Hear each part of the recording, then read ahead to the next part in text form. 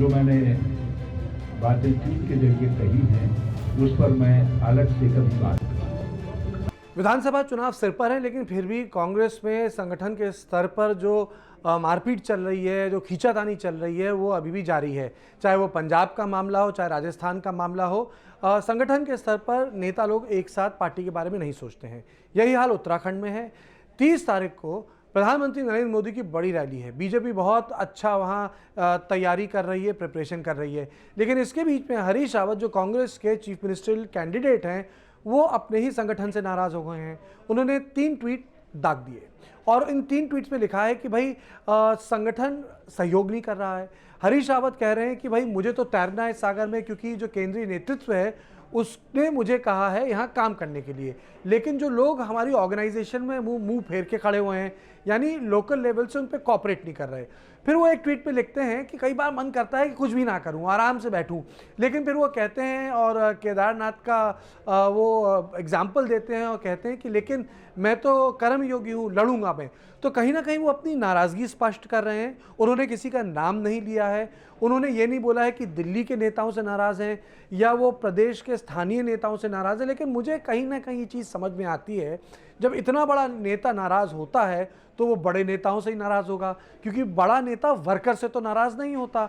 तो इसलिए जो हरीश रावत ने इस वक्त उत्तराखंड को लेकर जो 3 ट्वीट किए हैं, उसको लेके काफ़ी बड़ी समस्या खड़ी हो गई है कांग्रेस पार्टी में, क्योंकि वो एक ही चेहरा हैं।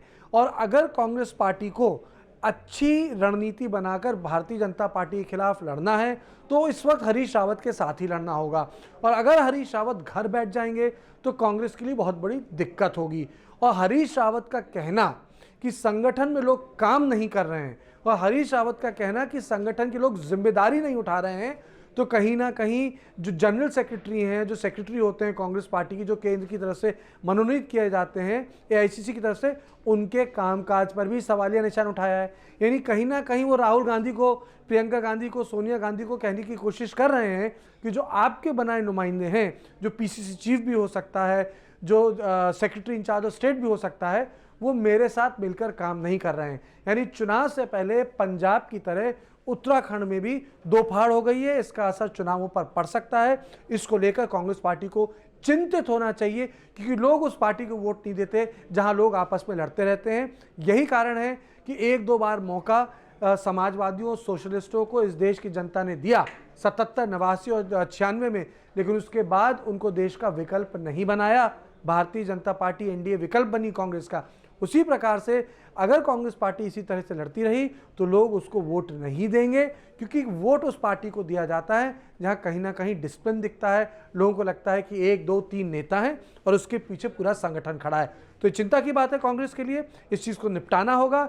नहीं निपटा पाएंगे तो पार्टी उत्तराखंड में निपट जाएगी, जबकि मामला जिसे कहते हैं कि लड़ाई करीब की है, पास की है, और उसके बावजूद भी अगर आप ये एडवांटेज गंवा देते हैं तो फिर ये मानना होगा कि भाई कांग्रेस पार्टी को जिसे कहते हैं ना एक जो विपक्ष के रूप में देखा जाता है, लोग दूसरा विपक्ष ना तलाश लें।